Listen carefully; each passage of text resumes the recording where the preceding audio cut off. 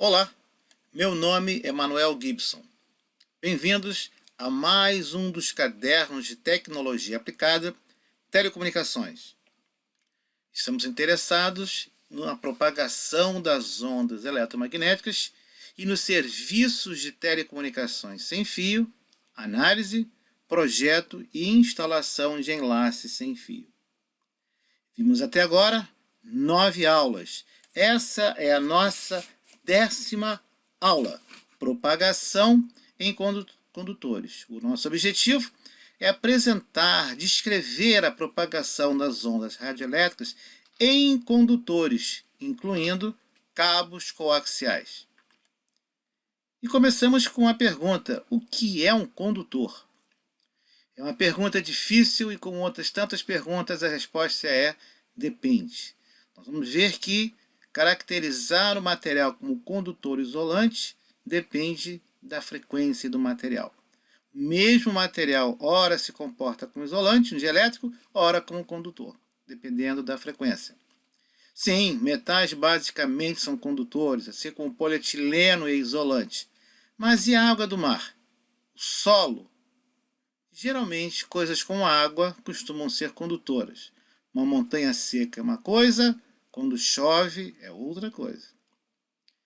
Temos aí a definição dada pelo eletromagnetismo do que é um condutor.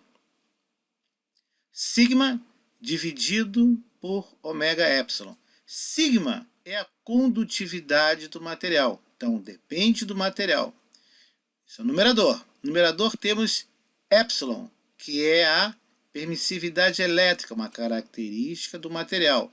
E ômega é 2 vezes π vezes F. Depende da frequência. E o que é um isolante?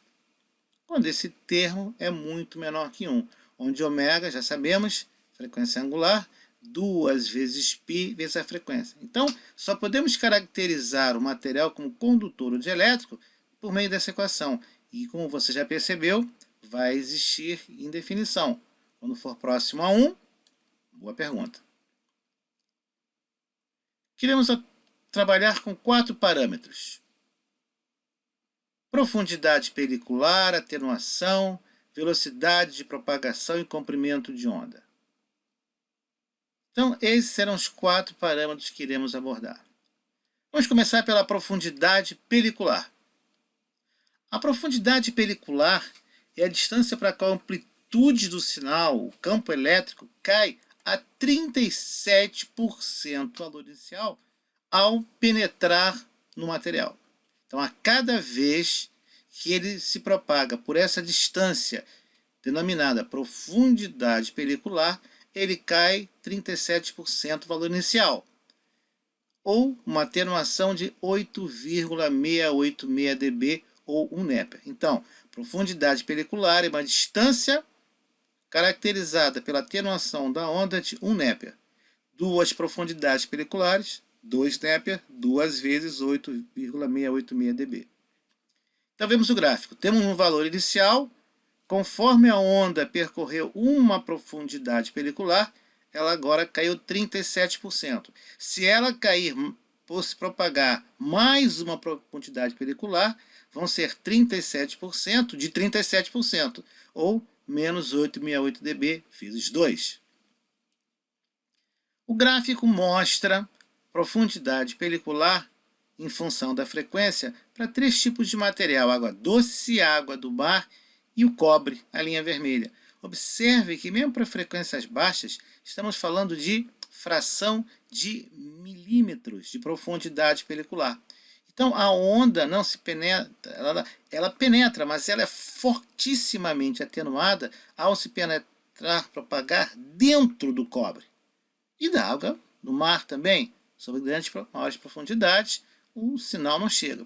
Observe que frequências de 100 mega em diante, estamos falando de a cada 10 centímetros, nós temos uma atenuação já de 8 dB, talvez, a cada 10 centímetros. Para o cobre, observamos que na frequência de 100 MHz, a profundidade é da ordem de 1 centésimo de milímetro. Muito pouco. Temos uma tabela onde nós calculamos a profundidade material de 3 materiais. Profundidade pelicular para o cobre, alumínio e a água do mar. Uma salinidade média. 100 MHz, 1000 MB ou 1 GB e 10 GHz. Observe que estamos falando 10 a menos 6 é micrometro, é milésimo de milímetro. 1 milésimo de milímetro. Então, no cobre, na frequência de 100 MB, a onda a cada 6,6 micrometros se atenua de 8,68 dB. Observe que para frequências mais altas a atenuação é cada vez maior e a profundidade pelicular menor. Ou seja, cada trecho minúsculo de milésimo de milímetro que a onda se propaga, a atenuação é bem elevada. Na frequência de 1 GB, então, quando a onda percorre 1 milímetro dentro do cobre, vemos que a atenuação é de 4.136 dB. É um valor teórico, não há como ser medido esse sinal, essa atenuação. Ele desapareceu. Quando uma onda magnética percorre 5 profundidades peliculares no material, nós consideramos que a onda praticamente foi a zero. Nós temos cerca de 43,4 dB. Como chegamos a esse valor? 5 vezes 8,68 dB. A atenuação é a redução da amplitude. Vimos então que o metal atenua fortemente a propagação da onda em seu interior. Vamos colocar de outra maneira. Qual seria a atenuação no cobre, alumínio e mar nas frequências de 100 MHz, 1 GB e 10 GB? Observe, a cada metro, a tabela é dB por metro, a cada metro, no cobre, na frequência de 100 MB, nós temos 1,3 milhões de dB. Você dificilmente no seu trabalho você vai encontrar alguma coisa que consiga medir acima de 180, 170 dB. São valores absurdamente elevados de atenuação.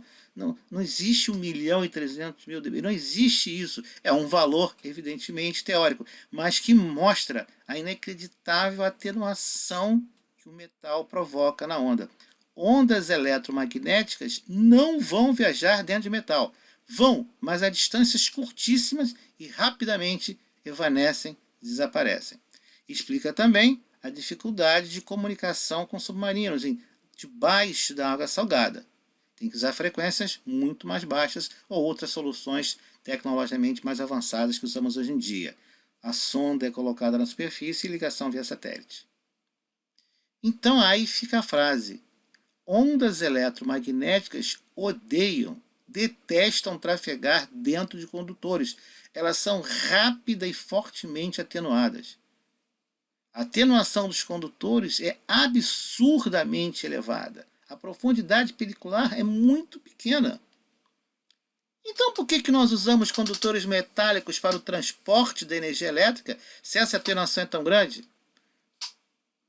Muito simples. A ideia que a eletricidade, a onda eletromagnética passa dentro do condutor é absolutamente falsa, particularmente em altas frequências. É tecnicamente incorreto, falso, um absurdo.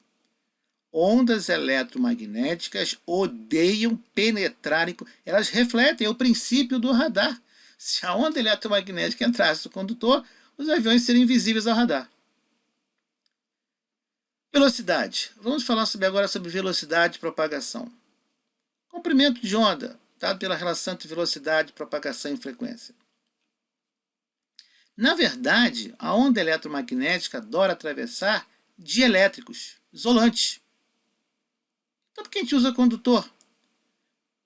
Basicamente a resposta é: o condutor conduz no seu entorno. O material pelo qual a onda se propaga é o dielétrico, o isolante em volta do condutor. A onda percorre a superfície do condutor. Você deve estar lembrando de onda de superfície, não é? Isso. A onda é conduzida assim como a água é conduzida pelo leito do rio. A água do leito do rio não penetra muito dentro do rio, senão sumiria o rio. A velocidade de propagação em condutores, colocamos aí em metros por segundo, para vários materiais. Cobre, alumínio e mar e diversas frequências. Então, estamos falando de 4.000 metros por segundo.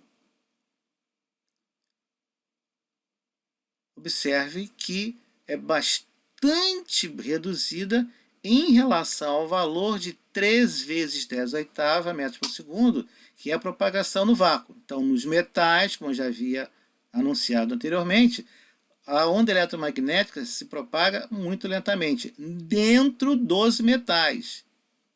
Quando você tem um condutor, um cabo, por onde que a onda se propaga? Isso, pelo dielétrico. É o dielétrico que vai dar a velocidade de propagação. Lembra dos 66%? Então, lembrando, velocidade de propagação da onda eletromagnética no vácuo, 3 vezes 10 oitava metros por segundo. Compara com a tabela anterior. Na verdade, se você quiser fazer a conta, em qualquer livro de eletromagnetismo você encontra a equação, na frequência de 60 Hz, no cobre, a onda eletromagnética se propaga a 12 km por hora. É muito provável que você que esteja vendo este vídeo corra mais rápido que isso num trecho pequeno. O recorde mundial, só para lembrar de 100 metros, é cerca de 30 km por hora. Então, como é que quando nós ligamos o interruptor, imediatamente a energia chega? Primeiro que a onda se propaga em volta. E segundo, ela só tem que vencer o trecho do interruptor. Cabos elétricos costumam usar polietileno ou dielétricos semelhantes, que tem velocidade relativa da ordem de 60%, 70%, 82%. Aliás, uma curiosidade, você sabia que a energia se propaga mais rápido em um cabo coaxial de polietileno expandido, do que numa fibra óptica? Vamos agora ver o comprimento de onda em metros, para várias frequências. Ora, nós sabemos que quando a frequência é expressa em metro, comprimento de onda, 300 dividido pela frequência em megahertz. Ora, em 300 mega, qual seria o comprimento de onda no vácuo? 300 dividido por 100, 3 metros. Compare agora com os valores no cobre, alumínio e no mar. Então, na tabela você tem cobre, alumínio, mar e o vácuo. Observe como mudou o comprimento de onda. Claro, relação entre frequência, comprimento de onda e velocidade. Então, quando uma onda radioelétrica incide num condutor, uma parte muito pequena, quase desprezível, penetra no condutor. E parte considerável dessa energia refletida. Sim, você está pensando nos refletores parabólicos das antenas de banda C e banda KU. Exatamente. O prato é o refletor.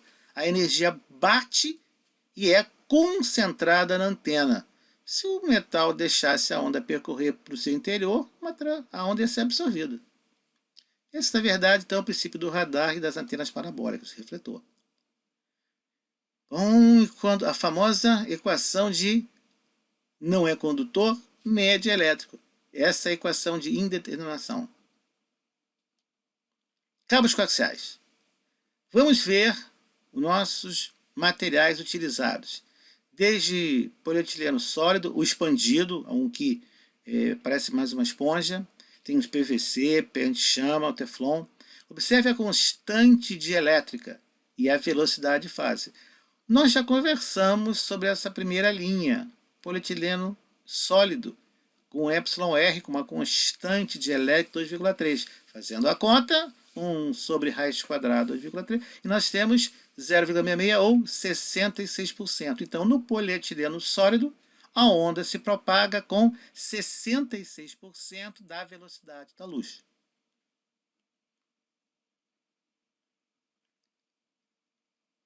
Repita 3 vezes comigo. A onda se propaga pelo dielétrico e não dentro do condutor. A onda se propaga pelo dielétrico e não dentro do condutor. Para você não esquecer, mais uma vez, a onda se propaga pelo dielétrico e não dentro do condutor. A velocidade de propagação é expressa por essa equação, nós já conversamos sobre ela.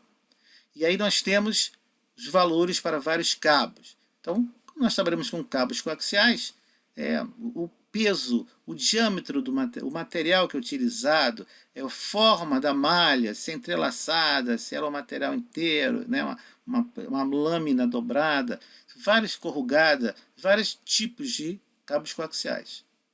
Geralmente, cabo coaxial mais fino, a tendência é ter uma atenuação maior. Menor peso, maior flexibilidade, menor custo, mais a tendência, maior atenuação. Já a trança do coaxial, ou a capa, ou a blindagem, o mais fechada possível. Cabos mais profissionais, totalmente fechado. Aí nós temos o exemplo do cabo corrugado. Veja o condutor interno mais fino, não é de cobre maciço, cobre é material muito flexível, geralmente alumínio com banho de cobre. O material branco, que é o isolante, esse meio esponjoso, a parte externa corrugada e a capa externa de proteção contra abrasão. Usado para frequências em torno de 800 MHz. Aí está esse cabo numa instalação. Observe a preocupação com a fixação mecânica e atender à exigência do raio mínimo de curvatura. A figura mostra vários tipos de cabos coaxiais. Logo na primeira linha mais acima encontramos o nosso cabo 58, temos o cabo 213 um pouco mais abaixo, vários outros tipos de cabos com maior diâmetro. Nós temos a frequência em MHz e a atenuação em dB por 100 metros. Lembrando que um pé vale 0,3048 metros. Observa que quanto maior a frequência, exato, maior a atenuação. Quanto mais maior o diâmetro do cabo, menor a atenuação para a mesma frequência. Você encontra neste canal diversos vídeos falando sobre atenuação, dB, unidades derivadas do dB. Mas se você quer uma referência com uma profundidade, se você quer estudar um pouco mais, eu recomendo o livro Medidas em Telecomunicações Eletrônicas, publicado pela editora Senac, Rio de Janeiro, onde é apresentado diversos sistemas de telecomunicações, cálculos de enlace, dos diversos sistemas utilizados comercialmente. Com isso, encerramos nossa aula 10, propagação em condutores. Na próxima aula responderemos como calcular a onda que se propaga em espaço livre. Na verdade, nós vamos ver, essa aula será dividida em duas partes. Uma parte com bastantes exercícios práticos. Embora seja um modelo teórico, o espaço livre é referência em todos os projetos. O que será? Obrigado por ter assistido e até a próxima.